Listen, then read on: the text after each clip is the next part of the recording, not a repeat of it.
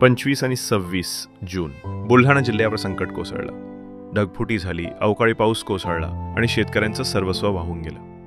पोटाला चिमटा घेऊन विकत घेतलेलं बियाणं, जीवापेक्षा महाग झालेलं खतही वाहून गेलं. शेतातली माती गेली आणि सोबत शेतकऱ्यांची स्वप्नही घडून गेली. निसर्गासमोर माणूस हतबल असतो, पण त्या कठीण वेळी एक माणूस त्यांच्या सोबत खंबीरपणे उभा राहिला. बांधावर जाऊन खांद्यावर हात ठेवला, धीर दिला, शब्द दिला, मी तुमच्या सोबत आहे. तो माणूस म्हणजे बुलढाणा लोकसभा मतदारसंघाचे खासदार, भारत सरकारचे राज्यमंत्री प्रतापराव गणपतराव जाधव. भाऊंनी फक्त आश्वासन दिलं नाही, तर ते पूर्णही केलं. मुख्यमंत्री देवेंद्र फडणवीस, उपमुख्यमंत्री एकनाथराव शिंदे, उपमुख्यमंत्री अजितदादा पवार यांची भेट घेतली. अधिकाऱ्यांना तात्काळ पंचनाम्यांचे आदेश दिले आणि आज त्या पाठपुराव्याचे फळ मिळाले. सरकारकडून जाहीर झाली तब्बल 74,45,00,000 रुपयांची मदत. आज पुन्हा एकदा सिद्ध झालं की प्रतापराव जाधव हे फक्त खासदार नाहीत, ते खऱ्या अर्थानं शेतकऱ्यांचा आधार, बुलढाण्याचा अभिमान, आपला भूमिपुत्र.